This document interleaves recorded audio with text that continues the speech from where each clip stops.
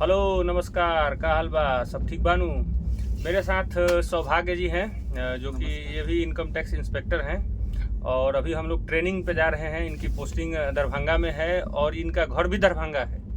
तो ये अपनी जर्नी शेयर करेंगे कि इतना बड़ा पोस्ट, वो भी अपने होम डिस्ट्रिक्ट में, कैसे लिए। इनका मैंने एक शॉर्ट मोटिवेशनल स्टोरी जो है लगाया था और काफ़ी लोगों ने उसको पसंद किया था। तो उसी के बारे में थोड़ा सा आज लॉन्ग में चलेंगे कि इन्हें कौन कौन सी समस्याओं का सामना करना पड़ा और कौन कौन सी जो है मतलब सिचुएशन को फेस करते हुए ये यहाँ तक पहुँचे हैं। तो सौभाग्य जी, क्या हाल है आपके?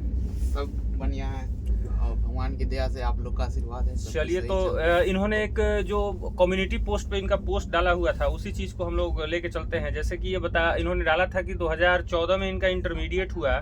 इसके बाद ये आईआईटी के तैयारी करने के लिए ये जो है चले गए थे कोटा। तो इसके बारे में थोड़ा बताइए कि कोटा गए, फिर कोटा से आप आ गए एज ए फेलियर, आपने अपने आप को फेलियर कहा था।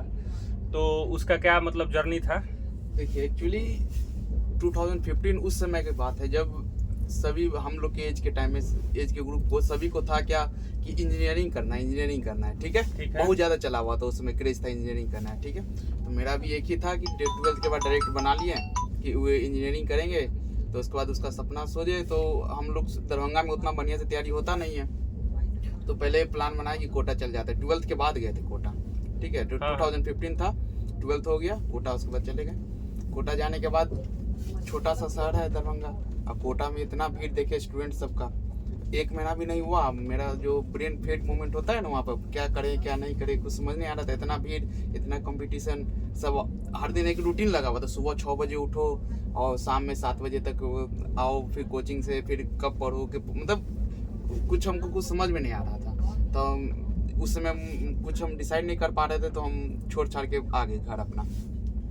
मतलब ये 2 महीना के अंदर ही था कि आप आ गए थे, तो फिर आपने मतलब बताया कि बहुत ही ह्यूमिलिएशन फेस करना पड़ रहा था आपको। सब आपके जो आसपास के लोग थे मजे ले रहे थे कि हो गया, इंजीनियर बन गए, निकाल लिया आईआईटी। तो वह उस सिचुएशन को आपने कैसे फिर हैंडल किया? बहुत ही दुखदाई समय होगा। भले ही हम लोग अभी हंसते हुए जा रहे हैं, लेकिन जो पेन आपने फेस किया था वही आप जानते होंगे। और ऐसे बहुत सारे लोग हैं जो उस चीज़ को समझते हैं। मतलब अभी जो हमारे व्यूअर हैं वो इस चीज़ को फेस किए होंगे। तो एक बार थोड़ा सा उसके बारे में शेयर कीजिए कि वो पेन कैसा रहा आपका। मतलब देखिए, 14 के बाद मैं 1 साल का ब्रेक भी ले लिया था, तो ये अलग प्रेशर था। और 2 महीने के बाद मैं घर आ गया। एडमिशन का भी क्लोज हो गया था, इंटरमीडिएट ग्रेजुएशन के एडमिशन का। तो ह्यूमिलिएशन चारों तरफ से पड़ रहे थे मुझे। घर में मम्मी पापा ठीक थे, सब कुछ सपोर्ट था, लेकिन अगल बगल वाले दोस्त सब कि रोते हुए आ गया घर। मतलब कि उस समय की एक्चुअली रोते हुए नहीं आया था, लेकिन रोते हुए सब बोला, रोते हुए घर आ गया था। अगल बगल वाला सब कि क्या पढ़ेगा ये, क्या बाहर जाएगा, कोई क्या करेगा, इतना पैसा। ऊपर से एलियन कोचिंग इंस्टीट्यूट था, उसमें लाख रुपया लगभग था उसमें। वो बर्बाद हो गया। मिडिल क्लास फैमिली का लड़का जो कि मतलब 1000 रुपये भी बहुत बड़ी बात हुई, वहाँ जाके आप 1 लाख डुबा के चले आए थे। हाँ, तो पूरा मतलब कि कुछ समझ में नहीं आ रहा था क्या करना। 1 साल और ड्रॉप मतलब कि। तो फिर मैंने सोचा बीच में ही कि नहीं, ऐसे नहीं हार मानना है। कोटा में नहीं हुआ तो कोई बात नहीं, अपना पटना जाके देखा जाए, ठीक है। तो उसी 2 महीने के बाद आया घर। 1 महीना फिर घर पे रहा, पूरा चारों तरफ का ताना सुना, सब कुछ सुना। पापा का फाइनेंशियल क्राइसिस भी बहुत ज़्यादा हो गया था।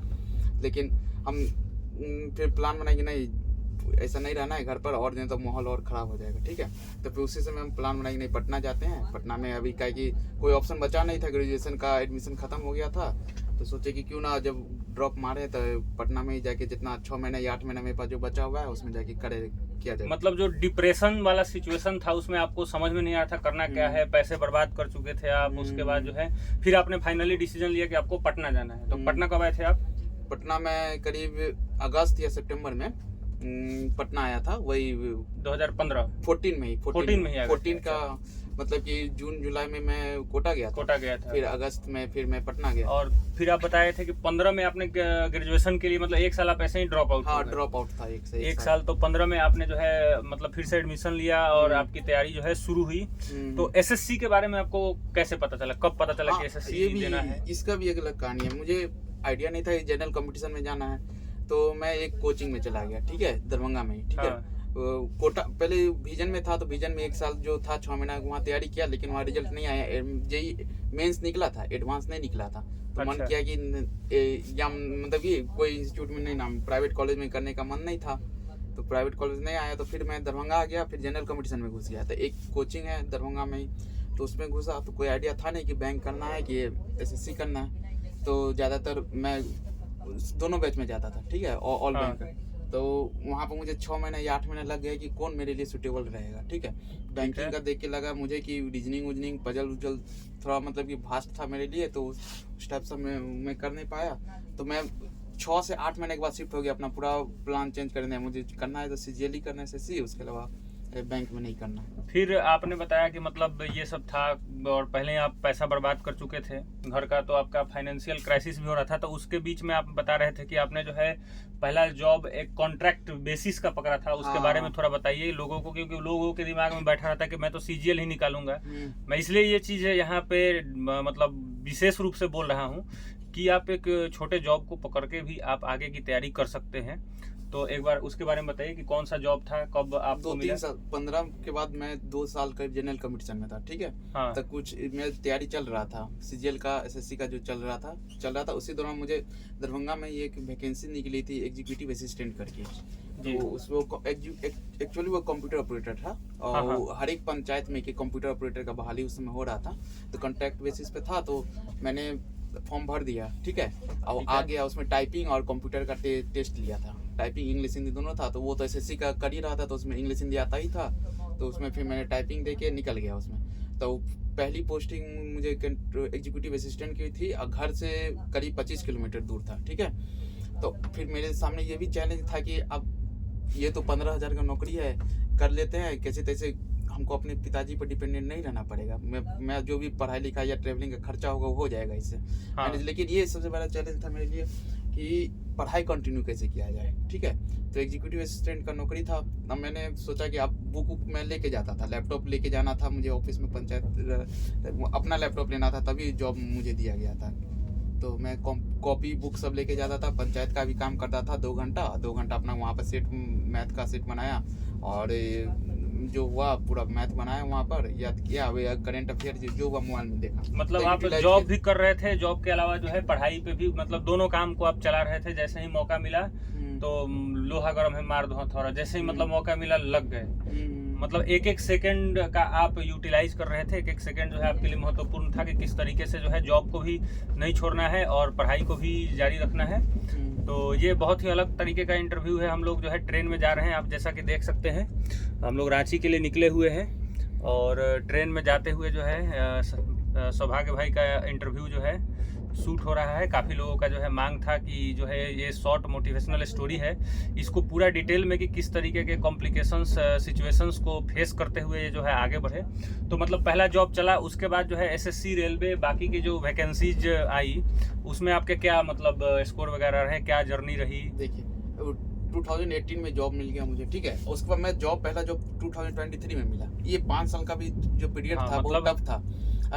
इस दौरान मुझे 3 या 4 से रिजल्ट था दिया मैंने, नहीं निकला रिजल्ट। CHSL में रिजल्ट नहीं आया, MTS में नहीं आया रिजल्ट। तो अलग तरह का फेज था। मैं ये सोच रहा था कि कहीं ये मैं जॉब पकड़ के गलती तो नहीं कर दी, कहीं इसमें तो नहीं फंस गया, मुझे जीवन भर इसी में तो नहीं रहना पड़ेगा। ये अलग मेंटल प्रेशर था अलग। तो लेकिन उसको ओवरकम किया, मतलब कि जब भी जैसे जितना ड्यूटी लगता था मुझे, उससे डबल हम मेहनत घर पर करते थे, ऑफिस में करते पढ़ाई का। जैसे इलेक्शन ड्यूटी में मुझे दिन रात मतलब वो वहाँ पर ड्यूटी होता था इलेक्शन का, तो फ्रस्ट्रेट होके हम आते थे 3 दिन 4 दिन नो पढ़ाई, लेकिन फिर घर आते थे तो और दुगुना लगन से करते थे कि उससे मोटिवेशन मिलता था मुझे कि हमको ये नौकरी छोड़ के जाना, हमको बढ़िया। मतलब वही है कि जब शेर 2 कदम पीछे जाता है तो 4 कदम आगे की छलांग लगाता है। इस तरीके की सोच के साथ जो है सौभाग्य जी अपना घर पे जैसे ही मौका मिलता था पढ़ाई शुरू कर देते थे।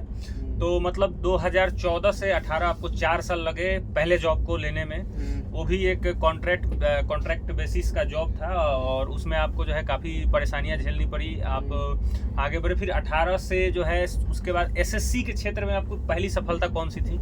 एसएससी के क्षेत्र में पहली सफलता मुझे सीजीएल में ही हुई थी। सीजीएल 21 का जो रिजल्ट आया था, हाँ। उसमें मुझे ऑल इंडिया रैंक 1500 समथिंग था। तो वो उसके थ्रू मुझे टैक्स असिस्टेंट मिला, और वो भी इनकम टैक्स में, वो भी बिहार पटना जोन में ही मिल गया था। मतलब घर से विशेष लगाव रहा है आपका कि जो है आप चाहते तो जीएसटी इंस्पेक्टर साउथ में चले जाते हैं। हाँ, उस समय मिल रहा था मुझे, लेकिन फिर भी आपने टीए लिया कि आपको घर के नजदीक मिले। तो फिर इसके बाद फिर आपने क्या सोचा कि 22 के लिए क्या मतलब करना चाहिए? एक्चुअली 21 और 22 में आप देखिएगा ज़्यादा टाइम पीरियड नहीं था, ठीक है, हाँ। एग्जाम के बीच में। तो मैं अब तैयारी जो फ्लो में था, 21 का भी दे दिया था मुझे, 22 का भी एग्जाम दे दिया था, तब तक ज्वाइन नहीं किया था मैं, ठीक है। हाँ। 23 में मुझे जून में 21 का ज्वाइनिंग हुआ था, ठीक है। हाँ, हाँ। अब 22 का एग्जाम जबकि मार्च में ही हो गया था। मतलब ज्वाइनिंग के पहले ही मार्च, मतलब ऐसा हाँ। था कि वो एक ट्रायल था, वो तो एक हाँ। ट्रेलर था, पिक्चर अभी बाकी था। और सबसे बड़ा चीज ये देखने को मिला कि रिजल्ट तो आ गया था 21 का पहले ही, मार्च से पहले। तो हाँ। इससे मेरा एक, हम फ्री हो गए, जैसे बोलते हैं ना कि कोई रिस्पॉन्सिबिलिटी से नहीं रहने के कारण हाँ। आदमी अपना बेटर परफॉर्मेंस दे पाता है, ठीक मतलब है। अब एकदम वीरेंद्र सहवाग की तरह बल्ला चलाना था। हाँ, आ गया तो आ गया, हाँ, तो नहीं वो आया तो जॉब तो है ही, लेकिन उसमें फ्री भी माइंड में गए थे। हाँ, 22 का एग्जाम जो था मार्च में था शायद मेंस, उसका मैं फ्री माइंड होके गया था कि एक जॉब तो बन गया है मेरा सीजीएल का, ठीक है। हाँ। तो उसके थ्रू हम बिना कोई प्रेशर का खेले थे उसमें, एक तरह से खेल ही था बिना प्रेशर का, मतलब खेला बिना था। प्रेशर का गेम था कि हाँ। अब इस बार तो होना ही है, नहीं भी होगा तो क्या होगा, कोई दिक्कत तो नहीं। इस सिलसिले में मैं जीके में 24 मारा था, जिसमें मुझे सिर्फ आता था, मतलब थोड़ा हाईली रिस्क लिया, जिसमें जो 15 या 16 आता था, 8-9 रिस्क लिया था। तो उसमें मुझे करीब जीके में भी जो हुआ था करीब 48 नंबर था उस, मतलब ये भी था कि जैसे आपने रिस्क लिया होगा तो उसमें ये होगा कि 2 ऑप्शन एलिमिनेट हो गए, 2 में कोई एक लगा दिया, ये चीज होता है। मतलब आंख बंद करके नहीं, मतलब कैलकुलेटर आंख बंद करके नहीं, मतलब कैलकुलेटेड रिस्क हाँ। बी या सी में कुछ कंफ्यूजन हो रहा था, चलो भाई बी लगा दिया। इस तरीके का इन्होंने वो परफॉर्मेंस दिया था उस समय जीएस में। अच्छा, अब मैं बोलूँगा कि आप जो है लोगों को, मतलब होता क्या है कि बिहार से जो पृष्ठभूमि से लोग आते हैं तो जनरली जो है हिंदी मीडियम के विद्यार्थी होते हैं, फिर वो पहले ही डर जाते हैं कि मेरे से तो होगा ही नहीं। तो पहले आप थोड़ा सा ये चीज़ बताइए कि आप हिंदी मीडियम से थे कि इंग्लिश मीडियम से थे? एक्चुअली मैं था तो हिंदी मीडियम, इंग्लिश मीडियम से, ठीक है, लेकिन इंग्लिश मेरा 0 था, ठीक है।